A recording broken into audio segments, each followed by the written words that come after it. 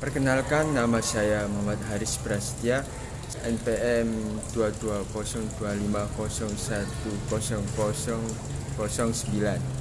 Saya Reni Puspitasari, NPM 22050101013. Nama saya Novalista Belana Vansa, NPM 14.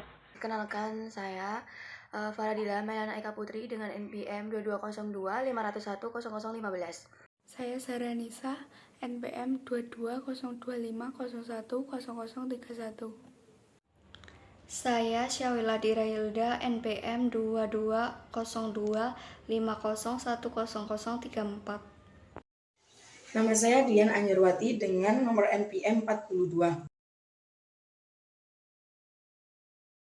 Kepercayaan mistis manusia prasejarah melukiskan Tuhan yang Maha Kuasa sebagai sosok laki-laki, kemudian menurunkan dan merepresentasikan kekuasaannya kepada sosok figur perempuan.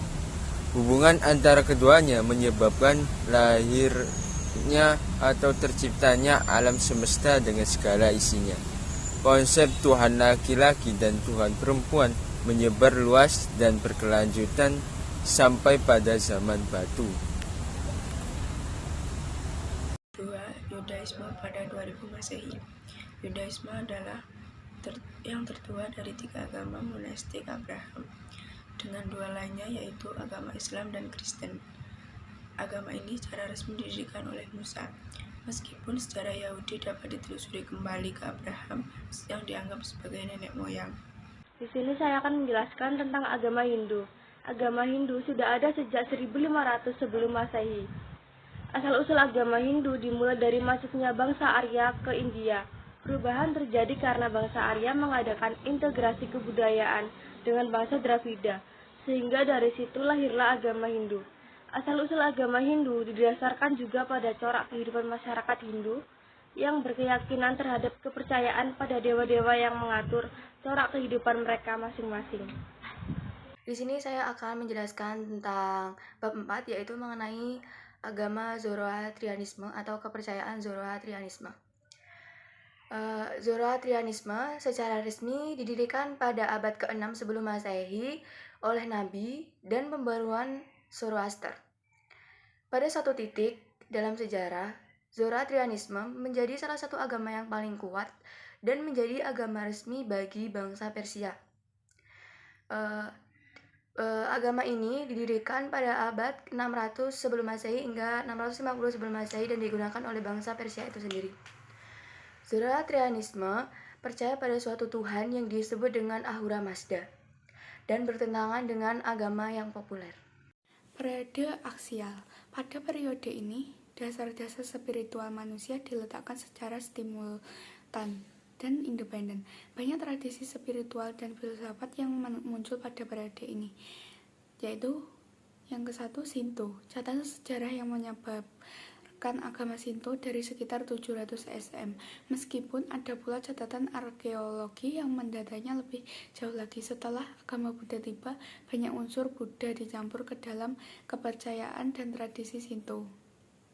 Yang kedua, Buddhisme. Agama Buddha dapat menelusuri akarnya kembali ke salah satu pendiri, seorang pangeran yang lahir di Nepal modern bernama Siddhartha Gautama. Menurut sejarah Buddha, Siddhartha Gautama mengesampingkan kehidupan awalnya sebagai pangeran setelah dia menyaksikan penderitaan di luar tembok istana untuk pertama kalinya. 6. Periode pertengahan abad ke-500 sampai 1500 sebelum Masehi. Pada periode ini, agama-agama semakin berkembang pesat dan meluas ke berbagai penjuru dunia. Agama yang berkembang pada periode ini antara lain yang pertama, Islam. Agama Islam muncul di semenanjung Arab pada abad ke-7 Masehi ketika Rasulullah mendapat ayat-ayat dari Allah. Setelah kematian Rasulullah, Islam berkembang ke Samudra Atlantik dan ke Asia Tengah. Seiring berjalannya waktu, Muslim dibagi dan ada banyak kerajaan Islam berkembang. Yang kedua adalah Kristen. Agama Kristen berasal dari sebuah kota kecil di Yerusalem, kemudian berkembang setelah kelahiran Yesus hingga kematiannya. Kelahiran hingga kematian dari Yesus serta kenaikan Yesus ke surga menjadi awal mula intisari dari kekristenan yang dipeluk oleh sebagian orang di dunia ini. Yaitu menjelaskan tentang periode modern sampai sekarang. Pada periode ini, pengaruh agama mengalami perkembangan fluktuasi perpecahan hingga kemunduran karena perkembangannya zaman atau pencerahan ilmu pengetahuan dan teknologi. Namun, sampai saat ini agama tersebut masih terus berkembang. Bukti keberadaan Tuhan berdasarkan saintifik, yaitu tentang terbentuknya kehidupan di bumi. Kita berada pada jarak yang tepat dari matahari sehingga suhunya kondusif untuk kehidupan.